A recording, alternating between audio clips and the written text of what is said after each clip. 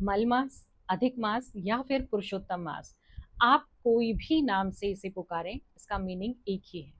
लेकिन क्या आप ये जानते हैं कि अधिक मास की आवश्यकता क्यों पड़ी, या फिर लास्ट में इसे पुरुषोत्तम मास क्यों कहा गया?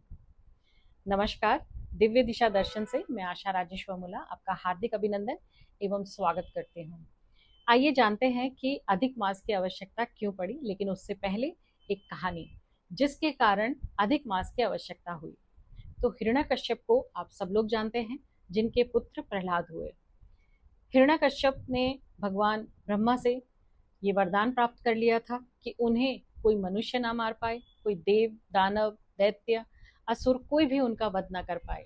दिन में, रात में, घर के बाहर, अंदर जितनी भी चीजें वो कह सकते थे, वो सब उन्होंने भगवान ब्रह्मा जी से वरदान प्राप्त कर लिया कि उन्हें कोई नहीं मार पाएगा। एक तरीके से वो अमर ही हो गए थे।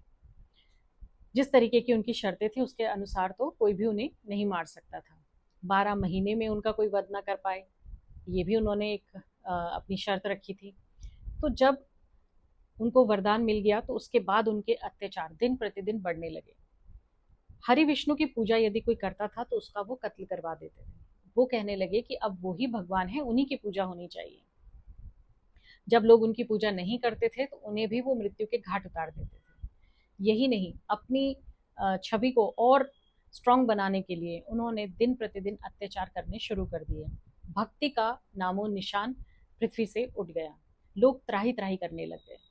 इसके बाद फिर सारे ऋषि और देव जो हैं वो भगवान विष्णु के पास पहुंचे, उनसे प्रार्थना की कि अब आप ही इसका कोई सोल्यूशन निकालें। भगवान विष्णु ने सबसे पहले एक अधिक मास का निर्माण किया, क्योंकि 12 महीनों में तो उसने ये वरदान प्राप्त कर लिया था कि उसे कोई न मार पाए। अधिक मास जब बन गया, इसके बाद भगवान विष्णु ने एक खंबे में से प्रकट होकर के दहलीज पर हिरण्यकश्यप को अपनी जांघ पे रख के अपने नाखूनों से उसके सीने को फाड़ दिया। और उस समय वो इतने क्रोधित थे, क्योंकि वो हिरण्यकश्यप के जो दुष्कर्म से उनसे बहुत ज्यादा क्रोधित हो चुके थे। तो जब उन्होंने हिरण्यकश्यप को मारा तो उसके बाद भी उनका क्रोध शांत नहीं हुआ। तब माता लक्ष्मी ने प्रहलाद से कहा कि वो भगवान नरसिंह की गोद में जाके बैठे, तभी उनका क्रोध शांत होगा। प्रहलाद उनके इस रूप को देखकर थोड़ा डर तो जरूर गए थे, लेकिन वो फिर नरसिंह भगवान की गोद में जाकर के बैठ गए। जैसे ही भक्त प्रहलाद नरसिंह भगवान के पास पहुंचे, उनका क्रोध शांत हो गया। मलमास जो है अधिक मास का, हर महीने का कोई ना कोई स्वामी होता है, लेकिन इस महीने का स्वामी बनने के लिए कोई भी तैयार नहीं हुआ। तो सभी देवी देवताओं ने भगवान विष्णु से ही प्रार्थना की कि आप ही इस महीने के देव बने, ताकि इस महीने को भी अपना एक नाम मिल पाए, अपनी एक पहचान मिल पाए, लोग इसको घृणा की नजरों से ना देखें। भगवान विष्णु ने उनसे कहा कि मेरा एक नाम पुरुषोत्तम भी है, तो इस महीने को मैं पुरुषोत्तम नाम देता हूँ और इसका स्वामित्व तो ग्रहण करता हूँ। तो अधिक मास जो था, जो मल मास पहले कहलाया, फिर अधिक मास, और उसके बाद इसका नाम हो गया पुरुषोत्तम मास। तो इसे तीनों नामों से ही जाना जाता है। इस महीने में क्या कुछ ऐसा करना चाहिए जिससे भगवान विष्णु का आशीर्वाद प्राप्त हो? इस महीने में यदि आप जब तप, दान, पुण्य करते हैं तो इससे इस मास की जो महिमा है, भगवान विष्णु का जो आशीर्वाद है, वो आप लोगों के साथ होता है।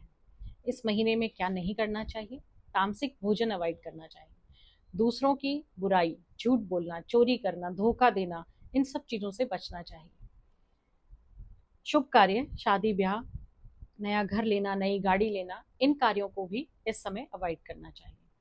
ऐसा मुझे इसलिए लगता है क्योंकि इसको इसलिए मना किया गया होगा क्योंकि नरसिंह भगवान जब क्रोध में थे तो काफी समय तक वो क्रोध में ही रहे, और ये पूरा मास क्रोध वाला ही था। तो क्रोध के समय पे यदि आप कोई कार्य करते हैं तो उसका रिजल्ट शुभ नहीं होता है। हाँ, किसी को शांत करना हो तो उसकी पूजा अर्चना या दान तप से वो व्यक्ति खुश हो सकता है। तो इसलिए इस मास की महिमा दान पुण्य तप करने में ज्यादा है। इस महीने में जितना भी आप दान पुण्य करते हैं उसका आपको कई गुना फल प्राप्त होता है। आशा करती हूँ कि पुरुषोत्तम मास की महिमा और पुरुषोत्तम मास की आवश्यकता क्यों पड़ी, आपको ये जानकारी अच्छी लगी होगी। आप चैनल को लाइक, शेयर एंड सब्सक्राइब भी करेंगे। आप सभी को पुरुषोत्तम मास की, जो 17 मई से शुरू होने वाला है, बहुत बहुत शुभकामनाएं। इस महीने इस अधिक मास में या इस पुरुषोत्तम मास में आप दान पुण्य करके जो है पुण्य के भागी बने। नमस्कार।